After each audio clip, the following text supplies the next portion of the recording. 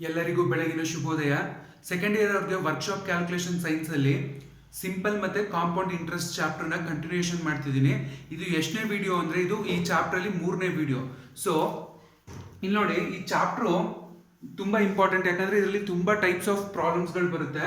ನೋಡಿ, first problem ನೋಡಿ, Vikas invested 3000 rupees for 1 year at 7% per annum. Vikas ಅನ್ನೋನು 3000 ರೂಪಾಯಿನ 1 ವರ್ಷಕ್ಕೆ ಇನ್ವೆಸ್ಟ್ ಮಾಡ್ತಾನೆ.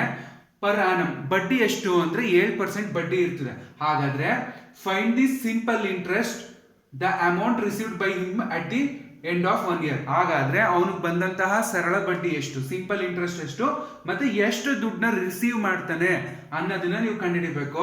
ನೋಡಿ, ಯಾವಾಗಲೂ ಫಸ್ಟ್ ಡೇಟಾ ಬರ್ಕೊಳ್ಳಿ. ಡೇಟಾ ಏನೇನು ಕೊಟ್ಟಿದ್ದಾರೆ ಅದನ್ನ ಬರ್ಕೊಳ್ಳಿ. ನೋಡಿ, ವಿಕಾಸ್ ಇನ್ವೆಸ್ಟೆಡ್ ಅಂದ್ರೆ ಇನ್ವೆಸ್ಟೆಡ್ ಅಂದ್ರೆ ಅವ್ನ ಪ್ರಿನ್ಸಿಪಲ್ ಅಮೌಂಟ್. ಅದು ಪ್ರಿನ್ಸಿಪಲ್ ಎಷ್ಟು ಕೊಟ್ಟಿದ್ದಾರೆ, ಪ್ರಿನ್ಸಿಪಲ್ ದುಡ್ಡು, ಪ್ರಿನ್ಸಿಪಲ್ ಅಮೌಂಟ್ ಎಷ್ಟು ನಿಮ್ಗೆ 3000 ರೂಪಾಯಿ. ಓಕೆನಾ? ಅಂಡ್ ಇಯರ್ ಎಷ್ಟು ಕೊಟ್ಟಿದ್ದಾನೆ ಅಂದ್ರೆ ಎನ್, ನಂಬರ್ ಆಫ್ ಇಯರ್ ಅಂದ್ರೆ ಎನ್. ನೋಡಿ, ಪ್ರಿನ್ಸಿಪಲ್ ಅಂದ ತಕ್ಷಣ ಅದನ್ನ ನಾವು ಪಿ ಅಂತ ಬರ್ಕೋಬೇಕು. ನಂಬರ್ ಆಫ್ ಇಯರ್ ಎಷ್ಟು, ಎನ್ ಎಷ್ಟು ವರ್ಷ ಕೊಟ್ಟಿದ್ದಾರೆ ನಮ್ಗೆ 1 year ಕೊಟ್ಟಿದ್ದಾರೆ. ಆಯ್ತಾ? ನೆಕ್ಸ್ಟ್ ನೋಡಿ, ಅದಾದ್ಮೇಲೆ ಏನ್ ಕೊಟ್ಟಿದ್ದಾನೆ ಅಂದ್ರೆ ರೇಟ್ ಆಫ್ ಇಂಟ್ರೆಸ್ಟ್ ಆರ್ ಕೊಟ್ಟಿದ್ದಾನೆ. ಆರ್ ಅಂದ್ರೆ ಏನು, ರೇಟ್ ಆಫ್ ಇಂಟ್ರೆಸ್ಟ್ ನ ನಾವೇನಂತ ಕರಿತೀವಿ, ಆರ್ ಅಂತ ಕರಿತೀವಿ. ನೋಡಿ, ಆರ್ ಅಂದ್ರೆ ಎಷ್ಟು ಕೊಟ್ಟಿದ್ದಾನೆ, ಎಷ್ಟು ಪರ್ಸೆಂಟ್, 7% ಕೊಟ್ಟಿದ್ದಾನೆ.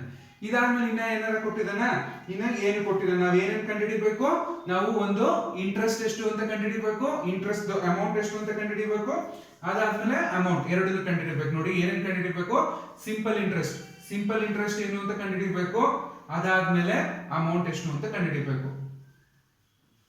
ನೋಡಿ, ಇಷ್ಟನ್ನು ಕಂಡುಹಿಡಿಬೇಕಾಗಿರೋದು ನಾವು ಇವಾಗ ನಮ್ಗೆ ಗೊತ್ತು. ಇಂಟ್ರೆಸ್ಟ್ ಗೆ ಫಾರ್ಮುಲಾ ಏನು ಅಂದ್ರೆ I is equal to PNR divided by 100. ನೋಡಿ, ಇಂಟ್ರೆಸ್ಟ್ ಕಂಡುಹಿಡಿಯಕ್ಕೆ ಏನು ಫಾರ್ಮುಲಾ ಅಂದ್ರೆ P into N into R divided by 100. ಅಂದ್ರೆ P ಅಂದ್ರೆ ಪ್ರಿನ್ಸಿಪಲ್, N ಅಂದ್ರೆ ಇಯರ್, R ಅಂದ್ರೆ ರೇಟ್ ಆಫ್ ಇಂಟ್ರೆಸ್ಟ್. ನೋಡಿ, ಈ ಇಂಟ್ರೆಸ್ಟ್ ನಿಮ್ಗೆ ಸಿಂಪಲ್ ಇಂಟ್ರೆಸ್ಟ್ ಅಥವಾ ಇಂಟ್ರೆಸ್ಟ್ ಇಲ್ಲಿ ನಾವು ಮಾಡ್ತಾ ಇರೋದು ಸಿಂಪಲ್ ಇಂಟ್ರೆಸ್ಟ್ ಆಗಿರೋದ್ರಿಂದ ಇಲ್ಲಿ simple interest is equal to P value ಗೊತ್ತು. P ಎಷ್ಟು ನಮ್ಗೆ 3000 ಕೊಟ್ಟಿದ್ದಾರೆ. N ಎಷ್ಟು ಕೊಟ್ಟಿದ್ದಾರೆ, 1 ವರ್ಷ. ನೋಡಿ, ರೇಟ್ ಆಫ್ ಇಂಟ್ರೆಸ್ಟ್ 7%. ಆಯ್ತಾ? ಇಲ್ಲಿ ಡಿವೈಡೆಡ್ ಬೈ 100 ಇದೆ. ನೋಡಿ, ಈ 2 ಕ್ಯಾನ್ಸಲ್ ಆಯ್ತು. ಅಲ್ಲಿ ಉಳ್ಕೊಂಡಿದೆ ಎಷ್ಟು, 30 into 7. ಆಯ್ತಾ? 7 70, 7 20 140, 7 30 ಎಷ್ಟಾಯ್ತು, 210 ರೂಪಾಯಿ ಆಯ್ತು. ನಿಮ್ಗೆ ಸಿಂಪಲ್ ಇಂಟ್ರೆಸ್ಟ್ ಎಷ್ಟಾಯ್ತು, ಸಿಂಪಲ್ ಇಂಟ್ರೆಸ್ಟ್ ಬಂದ್ಬಿಟ್ಟು ನಿಮ್ಗೆ 210 ರೂಪಾಯಿ ಆಯ್ತು. ಆಯ್ತಾ? 210 ರೂಪಾಯಿ ಸಿಂಪಲ್ ಇಂಟ್ರೆಸ್ಟ್ ಅಂದ್ರೆ ಇಂಟ್ರೆಸ್ಟ್ ಇದು. ಆಯ್ತಾ? ಇಂಟ್ರೆಸ್ಟ್ ಎಷ್ಟು ಬಂತು ನಿಮ್ಗೆ, 7% ಬಡ್ಡಿ ಹಂಗಾದ್ರೆ 210 ರೂಪಾಯಿ ಬರುತ್ತೆ ವರ್ಷಕ್ಕೆ. ಹಾಗಾದ್ರೆ ಇನ್ನೊಂದು ಕೇಳಿದಾನೆ, ಅಮೌಂಟ್ ನ ಕಂಡುಹಿಡಿಯಿರಿ ಅಂತ ಕೇಳಿದಾನೆ. Amount is equal to principal plus interest. Principal ಎಷ್ಟು ಕೊಟ್ಟಿದ್ದಾನೆ, 3000 ರೂಪಾಯಿ ಕೊಟ್ಟಿದ್ದಾನೆ, ಪ್ಲಸ್ ಇಂಟ್ರೆಸ್ಟ್ ಎಷ್ಟು ಬಂತು ನಮ್ಗೆ, 210 ರೂಪಾಯಿ. ಅಲ್ಲಿಗೆ ನಿಮ್ಗೆ ಅಮೌಂಟ್ ಟೋಟಲ್ ದುಡ್ಡು ಎಷ್ಟಾಯ್ತು, ಅಮೌಂಟ್ ಇಸ್ ಈಕ್ವಲ್ ಟು 3210 ರೂಪಾಯಿ ಆಯ್ತು. ನೋಡಿ, ಇನ್ನೊಂದ್ಸತಿ ಪ್ರಾಬ್ಲಮ್ ಹೇಳ್ತೀನಿ, ಅರ್ಥ ಮಾಡ್ಕೊಳ್ಳಿ. ವಿಕಾಸ್ ಅನ್ನೋನು 3000 ರೂಪಾಯಿನ ಇನ್ವೆಸ್ಟ್ ಮಾಡ್ತಾ ಇದ್ದಾನೆ. ಆಯ್ತಾ? ಎಷ್ಟು ವರ್ಷಕ್ಕೆ, 1 ವರ್ಷಕ್ಕೆ. ವಿಕಾಸ್ ಅನ್ನೋನು 1 ವರ್ಷಕ್ಕೆ 7% ಬಡ್ಡಿ ದರದಲ್ಲಿ 3000 ರೂಪಾಯಿ ದುಡ್ಡನ್ನ ಇನ್ವೆಸ್ಟ್ ಮಾಡ್ತಿದ್ದಾನೆ. ಅದಾದ್ಮೇಲೆ the amount received by him at the end of 1 year. 1 ವರ್ಷದ ಎಂಡ್ ಅಂದ್ರೆ ಆ ಇಯರ್ ಮುಗಿದಾಗ ಅವನಿಗೆ ಎಷ್ಟು ಬಡ್ಡಿ ಬಂತು, ಆ ಬಡ್ಡಿದು ಪರ್ಸೆಂಟೇಜ್ ಕೊಟ್ಟವನು ಎಷ್ಟು, 7% ಬಡ್ಡಿ ಕೊಡ್ತಾರೆ ಅಂತ. ಹಾಗಾದ್ರೆ ಅದ್ರದ್ದು ಬಡ್ಡಿದು ಮೊತ್ತ ಎಷ್ಟು ಅಂದ್ರೆ ಅಮೌಂಟ್ ಎಷ್ಟು, ಇಂಟ್ರೆಸ್ಟ್. ಅದ್ರ ಜೊತೆಗೆ ಓವರ್ ಆಲ್ ಅವ್ನು 3000 ರೂಪಾಯಿ ಇಂಟ್ರೆಸ್ಟ್ ಸೇರಿಸಿದಾಗ ಎಷ್ಟು ಬರುತ್ತೆ ಅಂತ ಕೇಳ್ತಾನೆ. ನೋಡಿ, ಇಂಟ್ರೆಸ್ಟ್ ನ ಕಂಡುಹಿಡಿಯಕ್ಕೆ PNR ಡಿವೈಡೆಡ್ ಬೈ 100. P ಅಂದ್ರೆ ಪ್ರಿನ್ಸಿಪಲ್, N ಅಂದ್ರೆ ಇಯರ್, R ಅಂದ್ರೆ ರೇಟ್ ಆಫ್ ಇಂಟ್ರೆಸ್ಟ್. ನೋಡಿ, ಪ್ರಿನ್ಸಿಪಲ್ ನಮಗೆ ಕ್ವಶನ್ ಅಲ್ಲೇ ಕೊಟ್ಟಿದ್ದಾನೆ, ಎಷ್ಟು ಡೆಪಾಸಿಟ್ ಮಾಡ್ತಾರೆ, 3000 ರೂಪಾಯಿ. ಎಷ್ಟು ವರ್ಷಕ್ಕೆ, N 1 ವರ್ಷಕ್ಕೆ. ಎಷ್ಟು ಬಡ್ಡಿ ದರ, ಎಷ್ಟು 7% ಡಿವೈಡೆಡ್ ಬೈ 100. ನೋಡಿ, ಈ 20 ಕ್ಯಾನ್ಸಲ್ ಆದಾಗ ಉಳ್ಕೊಂಡಿದ್ದೇನು, 30 into 7. 37 ಎಷ್ಟಾಯ್ತು, 210 ರೂಪಾಯಿ ಆಯ್ತು. ಇದು ನಿಮ್ಗೆ ಇಂಟ್ರೆಸ್ಟ್ ಎಷ್ಟು ಬಂತು, 210 ರೂಪಾಯಿ ಬಂತು. ಅದಾದ್ಮೇಲೆ ಅಮೌಂಟ್ ಅಂದ್ರೆ ಮೊತ್ತ, ಅಂದ್ರೆ ನಾವಿಟ್ಟಿರುವಂತ ಪ್ರಿನ್ಸಿಪಲ್ ಪ್ಲಸ್ ಅದಕ್ಕೆ ಬಂದಿರೋಂಥ ಬಡ್ಡಿ. ಓವರ್ ಆಲ್ ದುಡ್ಡನ್ನ ನಾವೇನಂತ ಕರಿತೀವಿ, ಅಮೌಂಟ್ ಅಂತ ಕರಿತೀವಿ. ಎಷ್ಟು ಬಂತು? 3210 ರೂಪಾಯಿ ಬಂತು. ನೋಡಿ next, Bhuvan invested 5000 for 2 years. ನೋಡಿ ಇದು same problem. At 11% per annum, find simple interest and amount received by him at the end of 2 years. ಇಲ್ಲಿ 1 ವರ್ಷ ಅಂತ ಕೇಳಿದ್ರು, ಅಲ್ಲಿ 2 ವರ್ಷ ಅಂತ ಕೇಳಿದ್ರು. ನೋಡಿ ಫಸ್ಟ್ ಡೇಟಾ ಬರ್ಕೊಳ್ಳಿ ಯಾವಾಗ್ಲೂ. ನೋಡಿ ಡೇಟಾ ಬರ್ಕೊಂಡಾಗ ಭುವನ್ ಇನ್ವೆಸ್ಟೆಡ್ ಅಂದ್ರೆ ಅವನದು ಪ್ರಿನ್ಸಿಪಲ್ ಅಮೌಂಟ್ ಪಿ ಎಷ್ಟು ಇನ್ವೆಸ್ಟ್ ಮಾಡ್ತಿದ್ದಾನೆ? 5000 ರೂಪಾಯಿ ಇನ್ವೆಸ್ಟ್ ಮಾಡ್ತಿದ್ದಾನೆ. ಅದಾದ್ಮೇಲೆ ಎಷ್ಟು ವರ್ಷಕ್ಕೆ? ಎಷ್ಟು ವರ್ಷ? 2 years. ಆಯ್ತಾ? Next R, rate of interest ಎಷ್ಟು? 11%. ನೋಡಿ ಫೈಂಡ್ ಸಿಂಪಲ್ ಇಂಟ್ರೆಸ್ಟ್ ಕಂಡುಹಿಡಿಬೇಕು ನೀವು. ಅದಾದ್ಮೇಲೆ ಅಮೌಂಟ್ ಕಂಡುಹಿಡಿಬೇಕು. ಇಷ್ಟು ಕಂಡುಹಿಡಿಬೇಕು. ಫಸ್ಟ್ ಪ್ರಾಬ್ಲಮ್ ಏನ್ ಮಾಡಿದೆ ಅದೇ ತರ, ಆದ್ರೆ ಇಲ್ಲಿ ಎನ್ ನ 2 ಅಂತ ತಗೊಂಡಿದ್ದಾನೆ. ನೋಡಿ ಈಗ ನಮ್ಗೆ ಸಿಂಪಲ್ ಇಂಟ್ರೆಸ್ಟ್ ಕಂಡುಹಿಡಿಯಕ್ಕೆ ಫಾರ್ಮುಲಾ ಗೊತ್ತು, ಅಥವಾ ಇಂಟ್ರೆಸ್ಟ್ ಅಂತಾನೆ ಬರ್ಕೊಂಡ್ರೆ ಏನ್ ಪ್ರಾಬ್ಲಮ್ ಆಗಲ್ಲ. ಎಷ್ಟು? P into N into R by 100. ನೋಡಿ ಪಿ ವ್ಯಾಲ್ಯೂ ಎಷ್ಟಿದೆ? 5000. ಎನ್ನು 2, ಆರ್ ಎಷ್ಟು? 11% ಇದೆ, ಡಿವೈಡೆಡ್ ಬೈ 100. ನೋಡಿ ಈ 2 ಕ್ಯಾನ್ಸಲ್ ಆಯ್ತು. ಉಳ್ಕೊಂಡಿದೆ ಎಷ್ಟು? 50 ಇಂಟು 2 ಇಂಟು 11. 52 100 ಇಂಟು 11. ಅಲ್ಲಿಗೆ ಎಷ್ಟಾಯ್ತು ನಿಮ್ಗೆ? 100 ಇಂಟು 11 ಅಂದ್ರೆ ನೋಡಿ 110 ಎಷ್ಟಾಯ್ತು? 1000. ನೆಕ್ಸ್ಟ್ 111 ಅಂದ್ರೆ 1100 ರೂಪಾಯಿ ಆಯ್ತು. ನೋಡಿ ಇಂಟ್ರೆಸ್ಟ್ ಎಷ್ಟಾಯ್ತು ನಿಮ್ಗೆ? 1100 ರೂಪಾಯಿ ಆಯ್ತು. ಈಗ ನಿಮ್ಗೆ ಅಮೌಂಟ್ ಫಾರ್ಮುಲಾ ಗೊತ್ತು. ಅಮೌಂಟ್ ಏನ್ formula? Amount is equal to principal plus interest. Principal ಎಷ್ಟು ಕೊಟ್ಟಿದ್ದಾರೆ? 5000 ರೂಪಾಯಿ ಕೊಟ್ಟಿದ್ದಾನೆ. ಪ್ಲಸ್ ಇಂಟ್ರೆಸ್ಟ್ ಎಷ್ಟು ಬಂತು ನಮ್ಗೆ? ಬಡ್ಡಿ 1100 ರೂಪಾಯಿ.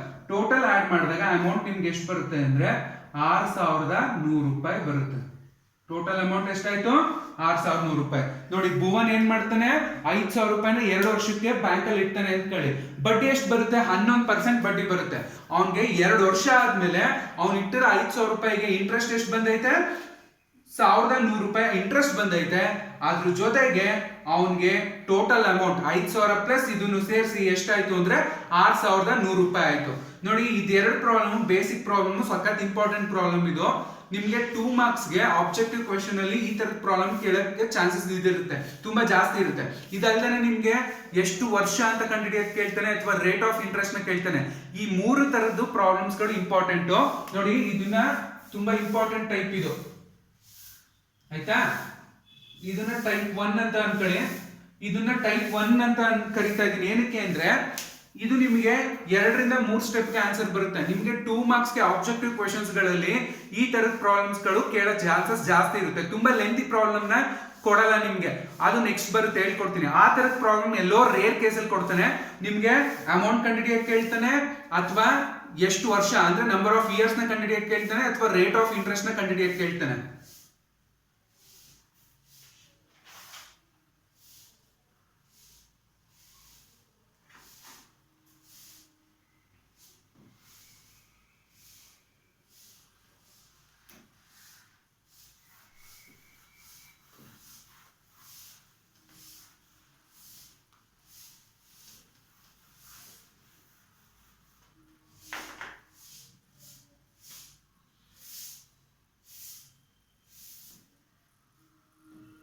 ನೋಡಿ ಇದು ಟೈಪ್ 2 ಇದು.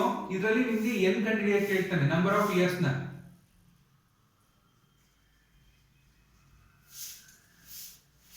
ನಂಬರ್ ಆಫ್ ಇಯರ್ಸ್ ಅಂತ ಕೇಳಿದಾಗ ಎನ್ ಕಂಡುಹಿಡಿಯಕ್ಕೆ ಕೇಳ್ತಾನೆ. ಇದು ಅಷ್ಟೇ ಒಂದ್ ಸ್ವಲ್ಪ ಇಂಪಾರ್ಟೆಂಟ್ ಇದು. ನೋಡಿ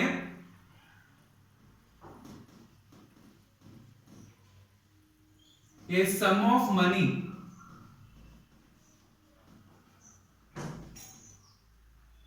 triples itself at 8% per annum over a certain time. Find the number of years, find the number of years ಅಂತ. ಇಲ್ಲಿ ನೋಡಿ ಈ ತರದ ಪ್ರಾಬ್ಲಮ್ಗಳು ಸಖತ್ ಇಂಪಾರ್ಟೆಂಟ್, ತುಂಬಾ ಇಂಪಾರ್ಟೆಂಟ್. ಹಂಗಾಗಿ ಈ ತರದ ಪ್ರಾಬ್ಲಮ್ಸ್ ಗಳನ್ನ ನೀವು ಜಾಸ್ತಿ ಮಾಡಬೇಕು. ನೋಡಿ ಇದರಲ್ಲಿ ನಂಬರ್ ಆಫ್ ಇಯರ್ಸ್ ನ ಕಂಡುಹಿಡಿಯಕ್ಕೆ ಹೇಳ್ತಾರೆ. A sum of money triples itself, ಅಂದ್ರೆ ಆ ಸಮ್ ಆಫ್ ಮನಿ, ಆ ಮನಿ ಒಂದ್ ಯಾವ್ದೋ ಒಂದು ಎಷ್ಟೋ ಒಂದು ಮೊತ್ತ ಇಟ್ಟಿರ್ತಾರೆ, ಆ ಮೊತ್ತ ಏನಾಗುತ್ತೆ ಟ್ರಿಪಲ್ ಆಗುತ್ತೆ. Sum of money triples itself at 8% per annum. ಅಂದ್ರೆ ಈಗ ಒಂದ್ ಎಷ್ಟೋ ದುಡ್ಡು, ಆ ದುಡ್ಡು ಎಷ್ಟು ಅಂತ ಗೊತ್ತಿಲ್ಲ ಆಯ್ತಾ, ಆ ದುಡ್ಡನ್ನ 8% ಆಗಿ ಇಟ್ಟಾಗ for A over time period, ಎಷ್ಟು ಟೈಮ್ ಪೀರಿಯಡ್ ಇಟ್ಟಾಗ ಅದು ಏನಾಗುತ್ತೆ ಟ್ರಿಪಲ್ ಆಗುತ್ತೆ. ಈಗ 10 ರೂಪಾಯಿ ಇಟ್ಟಿರ್ತೀನಿ, ಆ 10 ರೂಪಾಯಿ ಏನಾಗುತ್ತೆ 30 ರೂಪಾಯಿ ಆಗುತ್ತೆ. ಹಾಗಾದ್ರೆ find the number of years. 10 ರೂಪಾಯಿ ಇದ್ದಿದ್ದು 30 ರೂಪಾಯಿ ಆಗ್ಬೇಕು ಅಂದ್ರೆ ಎಷ್ಟು ವರ್ಷ ತಗೋತು ಅಂತ ಈ ಪ್ರಾಬ್ಲಮ್. ನೋಡಿ ಇಲ್ಲಿ ನಮ್ಗೆ ಡೇಟಾ ಬರ್ಕೊಳ್ಳಿ ಯಾವಾಗ್ಲೂ. ಇಲ್ಲಿ ನಮ್ಗೆ ಪ್ರಿನ್ಸಿಪಲ್ ಗೊತ್ತಿಲ್ಲ, ಪ್ರಿನ್ಸಿಪಲ್ ಏನಂತ ಬರ್ಕೋಬಹುದು, ನನ್ಗೆ ಅಮೌಂಟ್ ಏನು ಅಂತಾನೆ ಗೊತ್ತಿಲ್ವಲ್ಲ. ಪ್ರಿನ್ಸಿಪಲ್ ನಾನು ಏನಂತ ಬರ್ಕೋತಾ ಇದ್ದೀನಿ, ನಾನು ಪಿ ಅಂತ ಬರ್ಕೋತಾ ಇದ್ದೀನಿ. ನೋಡಿ ಇನ್ನೊಂದು ಹೇಳ್ತಿದ್ದಾನೆ, a sum of money triples itself, triples ಅಂತ ಹೇಳ್ತಿದ್ದಾನೆ. ಅಂದ್ರೆ ಅಮೌಂಟ್ ಏನಾಯ್ತು ಪ್ರಿನ್ಸಿಪಲ್ ಗಿಂತ ಏನಾಯ್ತು ಮೂರ್ ಪಟ್ಟು ಜಾಸ್ತಿ ಆಯ್ತು ಆಯ್ತಾ. ನೋಡಿ ಈಗ ನಮ್ಗೆ ಏನ್ ಬೇಕು, ಇಂಟ್ರೆಸ್ಟ್ ಬೇಕು. ಇಂಟ್ರೆಸ್ಟ್ ನ ಕಂಡಿಡ್ಕೋಬೇಕು. Interest is I is equal to ನೋಡಿ ಎ ಮೈನಸ್ ಪಿ, ಅಂದ್ರೆ ಅಮೌಂಟ್ ಮೈನಸ್ ಪ್ರಿನ್ಸಿಪಲ್ ಅಂತ ಆಯ್ತು. ಅದಲ್ಲದೆ ನಿಮ್ಗೆ ಅವ್ನು ಏನೇನ್ ಕಂಡುಹಿಡಿಬೇಕು ಅಂತ ಹೇಳ್ತಿದ್ದಾನೆ, ಅವನು ನಿಮ್ಗೆ ರೇಟ್ ಆಫ್ ಇಂಟ್ರೆಸ್ಟ್ ಕೊಟ್ಟಿದ್ದಾನೆ 8% ಅಂತ ಕೊಟ್ಟಿದ್ದಾನೆ. ಅದಾದ್ಮೇಲೆ ಎನ್ ನ ಕಂಡುಹಿಡಿರಿ ಅಂತ ಕೇಳ್ತಿದ್ದಾನೆ. ನೋಡಿ ಈಗ ಇಲ್ಲಿ ನಂಗೆ ಎ ವ್ಯಾಲ್ಯೂ ಎಷ್ಟಿದೆ, ಎ ವ್ಯಾಲ್ಯೂ ಬಂದ್ಬಿಟ್ಟು ನಿಮ್ಗೆ ನೋಡಿ ಈಗ ಪ್ರಿನ್ಸಿಪಲ್ ನಾನು ಪಿ ಅಂತ ಇಟ್ಕೊತಾ ಇದ್ದೀನಿ. ನೋಡಿ ಈ ಪ್ರಿನ್ಸಿಪಲ್ ನೀವು ಏನ್ ಮಾಡ್ಕೋಬಹುದು, ನಾನು ಯಾವಾಗ್ಲೂ ಅಷ್ಟೇ ನೋಡಿ ವ್ಯಾಲ್ಯೂಗಳನ್ನ ಕೊಡ್ಲಿಲ್ಲ ಅಂದಾಗ ನಾವು ಅಸಂಪ್ಷನ್ ಮಾಡ್ಕೋಬೇಕು, ಅಂದ್ರೆ ನಾವು ಊಹೆ ಮಾಡ್ಕೋಬೇಕು ಈ ವ್ಯಾಲ್ಯೂನ ತಗೋಬಹುದು ಅಂತ. ಯಾವಾಗ್ಲೂ ವ್ಯಾಲ್ಯೂಗಳನ್ನ ಕೊಡ್ಲಿಲ್ಲ ಅಂದಾಗ ಸ್ಟ್ಯಾಂಡರ್ಡ್ ಆಗಿ ನಾವು ಎಷ್ಟು ವ್ಯಾಲ್ಯೂ ತಗೋಬೇಕು ಅಂದ್ರೆ ಪ್ರಿನ್ಸಿಪಲ್ ಅಮೌಂಟೇ ಕೊಟ್ಟಿಲ್ಲ, ಆಗ ನಾವು ಇದನ್ನ ಏನಂತ ತಗೋಬಹುದು ಅಂದ್ರೆ ನೋಡಿ ಇದನ್ನ ನಾವು 100 ಅಂತ ತಗೋಬಹುದು. ನನ್ಗೆ ನನ್ನ ಹತ್ರ 100 ರೂಪಾಯಿ ಇದೆ ಅಂತ ನಾನು ಎಕ್ಸಾಂಪಲ್ ತಗೋತಾ ಇದ್ದೀನಿ. ನನ್ನ ಹತ್ರ 100 ರೂಪಾಯಿ ಇದ್ದಿದ್ದು ಏನಾಗೋಗುತ್ತೆ, ಅಮೌಂಟ್ ಪ್ರಿನ್ಸಿಪಲ್ ಅಮೌಂಟ್ 3 ಪಟ್ಟು ಜಾಸ್ತಿ ಆಯ್ತು ಅಂದಾಗ ಎಷ್ಟಾಯ್ತು, ಅದು 300 ರೂಪಾಯಿ ಆಯ್ತು. ಇಲ್ಲಿ ನೋಡಿ ಎಷ್ಟಾಯ್ತು 300 ರೂಪಾಯಿ ಆಯ್ತು. ಈ ಸ್ಟೆಪ್ ನ ಏನಕ್ಕೆ ಇವಾಗ ಬರೀತಿದ್ದೀನಿ, ಆಗ್ಲೇ ಬರಲಿಲ್ಲ ಅಂದ್ರೆ ನಿಮ್ಗೆ ಪ್ರಿನ್ಸಿಪಲ್ ಅಮೌಂಟ್ಗೂ ಎರಡಕ್ಕೂ ಡಿಫ್ರೆನ್ಸ್ ಗೊತ್ತಿರಲಿ ಅಂತ. ನೋಡಿ ಪ್ರಿನ್ಸಿಪಲ್ ನನ್ನ ಹತ್ರ 100 ರೂಪಾಯಿ ಐತೆ, ಅದು ಎಷ್ಟೋ ವರ್ಷಕ್ಕೆ 300 ರೂಪಾಯಿ ಆಗ್ತಿದೆ. ನೋಡಿ ಆಗ್ಲೇ 10 ರೂಪಾಯಿ ಎಕ್ಸಾಂಪಲ್ ಕೊಟ್ಟ ಇಲ್ವಾ, 10 ರೂಪಾಯಿ ಇದ್ದಿದ್ದು 30 ರೂಪಾಯಿ ಆಯ್ತು ಅಂತ. ನಾವು 10 ರೂಪಾಯಿಗಿಂತ 100 ರೂಪಾಯಿನ ಸ್ಟ್ಯಾಂಡರ್ಡ್ ವ್ಯಾಲ್ಯೂ ಅಂತ ಕನ್ಸಿಡರ್ ಮಾಡ್ತೀವಿ. ನೋಡಿ ನನ್ನ ಹತ್ರ ಇದ್ದಿದ್ದು ಪ್ರಿನ್ಸಿಪಲ್ ಅಮೌಂಟ್ 100 ರೂಪಾಯಿ, ಎಷ್ಟೋ ವರ್ಷದಲ್ಲಿ ಏನಾಗೋಯ್ತು 300 ರೂಪಾಯಿ ಆಯ್ತು. ಅದ್ರದ್ದು ಬಡ್ಡಿ ದರ ಎಷ್ಟು ಕೊಟ್ಟಿದ್ದಾನೆ 8% ಅಂತ ಅವನೇ ಮೆನ್ಷನ್ ಮಾಡೋನೆ. ನಾನು ಈಗ ಕಂಡುಹಿಡಿಬೇಕಾಗಿರೋದು ಎಷ್ಟು ವರ್ಷದಲ್ಲಿ 100 ರೂಪಾಯಿ ಇದ್ದಿದ್ದು 300 ರೂಪಾಯಿ ಆಯ್ತು ಅಂತ ಕಂಡುಹಿಡಿಬೇಕು. ಎಷ್ಟು ವರ್ಷದಲ್ಲಿ 100 ರೂಪಾಯಿ ಇದ್ದಿದ್ದು 300 ರೂಪಾಯಿ ಆಯ್ತು ಅಂತ ಕಂಡುಹಿಡಿಬೇಕು. ನೋಡಿ ಅಮೌಂಟ್ ಎಷ್ಟಾಯ್ತು 300 ರೂಪಾಯಿ ಆಯ್ತು, ಪ್ರಿನ್ಸಿಪಲ್ ಎಷ್ಟು 100 ರೂಪಾಯಿ. ಅಲ್ಲಿಗೆ ನನ್ಗೆ ಇಂಟ್ರೆಸ್ಟ್ ಎಷ್ಟಾಯ್ತು, ಇಂಟ್ರೆಸ್ಟ್ ಬಂದ್ಬಿಟ್ಟು ನಂಗೆ 200 ರೂಪೀಸ್ ಆಯ್ತು. ನೋಡಿ ಈಗ ನಮ್ಗೆ ಏನ್ ಬೇಕು, ನಂಬರ್ ಆಫ್ ಇಯರ್ಸ್. ಏನ್ ಕಂಡುಹಿಡಿಬೇಕು ಅಂದ್ರೆ ನೋಡಿ 100 into I divided by P into R. ನೋಡಿ ಇವಾಗ ಫಾರ್ಮುಲಾ ನಂಬರ್ ಆಫ್ ಇಯರ್ಸ್ ಏನ್ ಕಂಡುಹಿಡಿಯಕ್ಕೆ ಏನು ಅಂದ್ರೆ 100 into I divided by P into R ಅಂತ. ನೋಡಿ 100 I ಎಷ್ಟು ಬಂತು, ನಂಗೆ 200 ರೂಪಾಯಿ ಬಂತು ಇಂಟ್ರೆಸ್ಟ್ ಆಯ್ತಾ. ನೋಡಿ ನನ್ನ ಪ್ರಿನ್ಸಿಪಲ್ ಅಮೌಂಟ್ ಎಷ್ಟೈತೆ 100 ರೂಪಾಯಿ ಐತೆ. ರೇಟ್ ಆಫ್ ಇಂಟ್ರೆಸ್ಟ್ ಎಷ್ಟು 8. ನೋಡಿ 200 ಕ್ಯಾನ್ಸಲ್ ಆಯ್ತು. ಅಲ್ಲಿಗೆ ನಿಮ್ಗೆ 200 divided by 8 ಆಯ್ತಾ. 200 divided by 8. ನೋಡಿ ಇಲ್ಲಿ ನಾನು ಮಾಡ್ತೀನಿ ನೋಡಿ,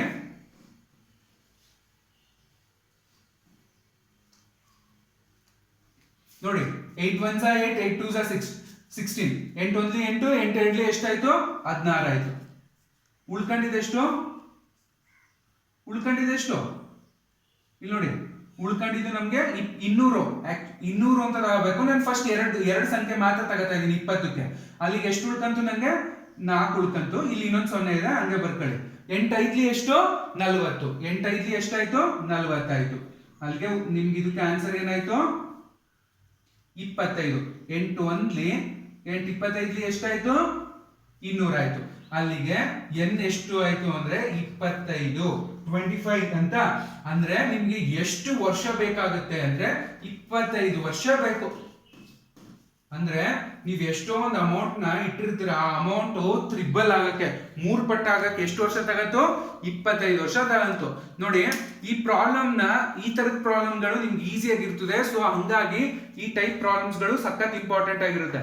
ಅವ್ನ್ ಏನ್ ಮಾಡ್ತಾನೆ ಗೊತ್ತಾ, ಡೈರೆಕ್ಟ್ ಆಗಿ ಅಮೌಂಟ್ ನೇ ಕೊಟ್ಬಿಟ್ಟು ನೀವು ಎಷ್ಟು ವರ್ಷದಲ್ಲಿ ಟ್ರಿಪಲ್ ಆಯ್ತು, ಎಷ್ಟು ವರ್ಷದಲ್ಲಿ ಡಬಲ್ ಆಯ್ತು, ಈ ತರ ಕೇಳೋ ಚಾನ್ಸಸ್ ಇರುತ್ತೆ.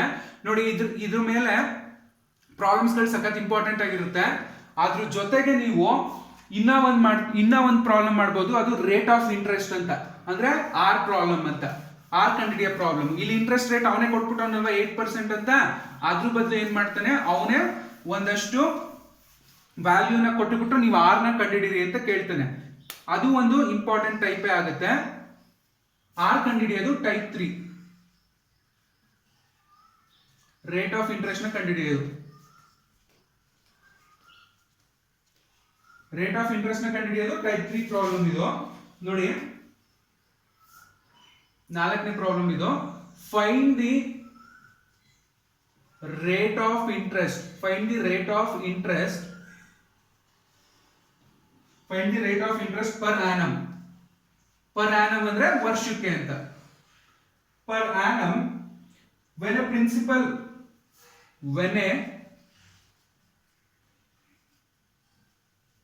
when a principal of rupees 7,000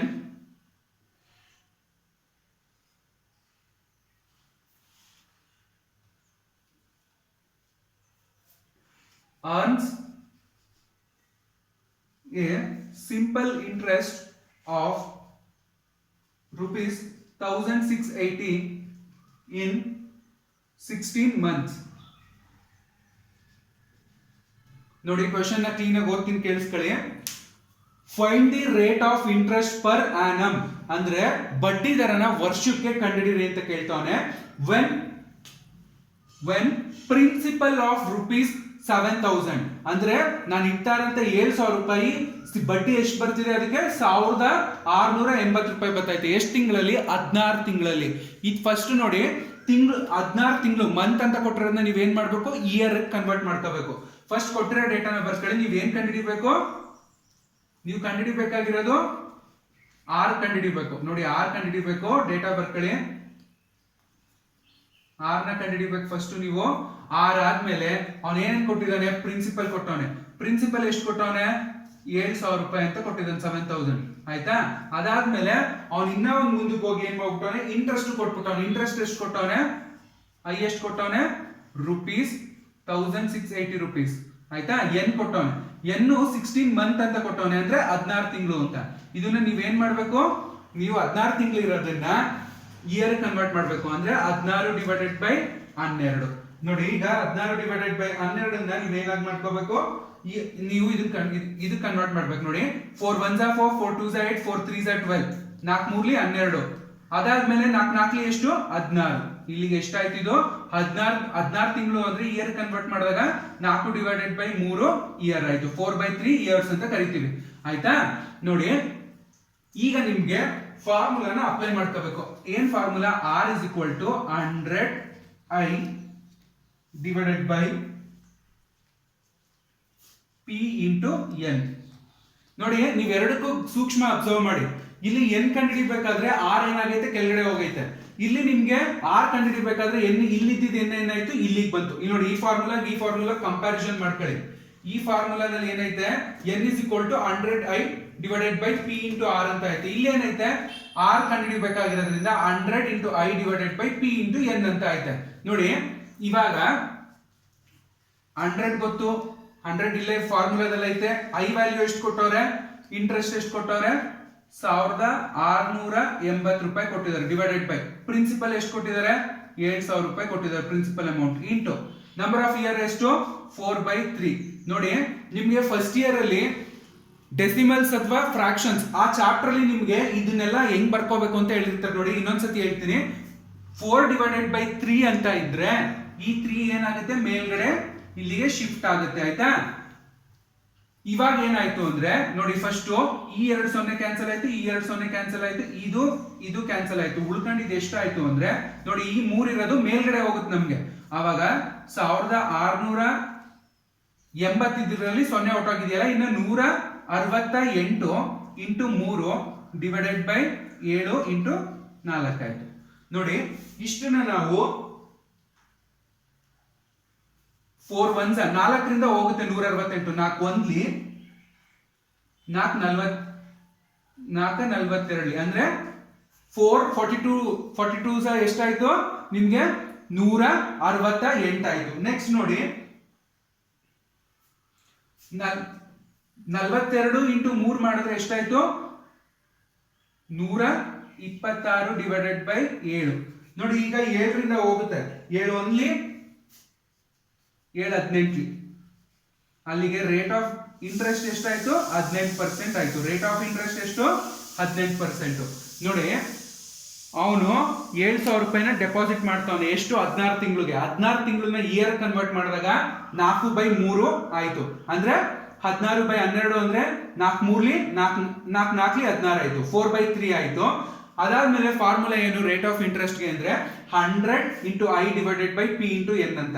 ನೋಡಿ ಐ ವ್ಯಾಲ್ಯೂ ಅವರೇ ಕೊಟ್ಟಿದ್ದಾರೆ ಎಷ್ಟು ಬಡ್ಡಿ ಬಂದಿದೆ ಅಂತ. ಅದಾದ್ಮೇಲೆ ಪ್ರಿನ್ಸಿಪಲ್ ಅಮೌಂಟ್ 7,000 ಕೊಟ್ಟವ್ರೆ. ಎನ್ನು ಎಷ್ಟಾಯ್ತು, ಎನ್ನು 16 ತಿಂಗಳು ಅನ್ನೋದನ್ನ ಇಯರ್ ಕನ್ವರ್ಟ್ ಮಾಡಿದಾಗ 4/3 ಆಯ್ತು. ನೋಡಿ ನ್ಯೂಮರೇಟರ್ ಡಿನಾಮಿನೇಟರ್ ಅಲ್ಲಿ ಇದ್ದಿದ್ದು ನಮ್ಗೆ ಏನಾಗುತ್ತೆ ನ್ಯೂಮರೇಟರ್ ಹೋಗುತ್ತೆ. ಸೊ ಇಲ್ಲಿಗೆ ನಮ್ಗೆ ಈ 4/3 ಏನಾಯ್ತು 3/4 ಆಯ್ತು. ನೋಡಿ 168 ಇಂಟು 3 ಡಿವೈಡೆಡ್ ಬೈ 7 ಇಂಟು 4 ಅಂದ್ರೆ 4 1ಲಿ 4 42 ಎಷ್ಟಾಯ್ತು ಅಂದ್ರೆ 168 ಆಯ್ತು. 42 ಇಂಟು 3 ಎಷ್ಟಾಯ್ತು 126 ಆಯ್ತು. 126 ಡಿವೈಡೆಡ್ ಬೈ 7 ಅಂದ್ರೆ 7 1ಲಿ 7 18ಲಿ 126 ಆಯ್ತು. ಸೊ ರೇಟ್ ಆಫ್ ಇಂಟ್ರೆಸ್ಟ್ ಎಷ್ಟಾಯ್ತು ಅಂದ್ರೆ 18% ಆಯ್ತು. ನೋಡಿ ಇಷ್ಟು ಟೈಪ್ಗಳು ನಿಮ್ಗೆ ಏನಿ ಟೈಪ್ ಒಂದೇ ಪ್ರಾಬ್ಲಮ್ ಏನಕ್ಕೆ ಮಾಡಿಸಿದೆ ಅಂದ್ರೆ ಇಲ್ಲಿ ನೀವು ವ್ಯಾಲ್ಯೂಸ್ ಗಳನ್ನ ಚೇಂಜ್ ಮಾಡ್ಕೊಂಡು ಮಾಡಿ. ಈ 3 ಟೈಪ್ ಅಲ್ಲೇ ನಿಮ್ಗೆ ಎಕ್ಸಾಮ್ಗೆ ಬರೋಂತ ಪ್ರಾಬ್ಲಮ್ಸ್ ಗಳಿರೋದು. ಅದಾದ್ಮೇಲೆ ಇನ್ನ ಒಂದ್ ಟೈಪ್ ಐತೆ, ಆ ಟೈಪ್ ಆದ್ರೆ ನಿಮ್ಗೆ ಸಿಂಪಲ್ ಇಂಟ್ರೆಸ್ಟ್ ಪೂರ್ತಿ ಮುಗಿಯುತ್ತೆ, ಅಲ್ಲಿಗೆ ಕಾಂಪೌಂಡ್ ಇಂಟ್ರೆಸ್ಟ್ ಒಂದು ಉಳ್ಕೊಳ್ಳುತ್ತೆ. ಇನ್ 2ರಿಂದ 3 ಕ್ಲಾಸ್ ಅಷ್ಟರಲ್ಲಿ ಈ ಚಾಪ್ಟರ್ ಫುಲ್ ಕಂಪ್ಲೀಟ್ ಆಗಿ ಮುಗಿಸ್ತೀನಿ.